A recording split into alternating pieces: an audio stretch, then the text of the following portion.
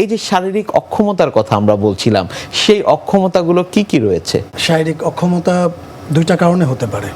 একটা হচ্ছে কোনো অ্যাক্সিডেন্টাল কজ, আর একটা হচ্ছে জেরিয়াট্রিক অর্থাৎ বয়সজনিত কারণে অক্ষমতা। যে কোনো সময় রোড ট্রাফিক অ্যাক্সিডেন্ট হতেই পারে, অথবা কেউ পড়ে যেতে পারে, পড়ে যে কোনো একটা কারণে পঙ্গুত্ব আসতে পারে, অক্ষমতা আসতে পারে। নিশ্চয়ই। আর বয়সজনিত কারণে যে ডিজেনারেশন হয় বোনসের, মাসেলসের, এই ক্ষয়জনিত কারণ মানুষকে শারীরিক অক্ষমতার দিকে নিয়ে যেতে পারে।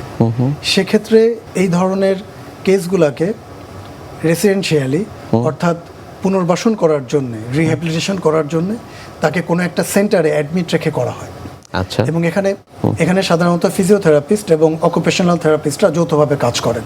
আর যদি কোনো কারণে তার স্পিচ অ্যান্ড ল্যাঙ্গুয়েজে প্রবলেম হয়, সেক্ষেত্রে স্পিচ অ্যান্ড ল্যাঙ্গুয়েজ থেরাপি স্পেশালিস্টরা এসে তার স্পিচকে ইমপ্রুভ করেন, ল্যাঙ্গুয়েজকে ঠিক করেন। এরকম বেশ কিছু প্রতিষ্ঠান আমাদের দেশে আছে, পুনর্বাসন ক্ষেত্রে অবদান রাখছেন এবং এ ধরনের রোড ট্রাফিক অ্যাক্সিডেন্টে যাদের স্পাইনাল কর্ড ইনজুরি হচ্ছে এবং যাদের এরকম শারীরিক অক্ষমতা হচ্ছে স্ট্রোক জনিত কারণে অথবা বয়সজনিত কারণে, এরকম পুনর্বাসনে বাংলাদেশে অগ্রগণ্য ভূমিকা রাখছে আমাদের দেশের একটা স্বনামধন্য প্রতিষ্ঠান সিআরপি।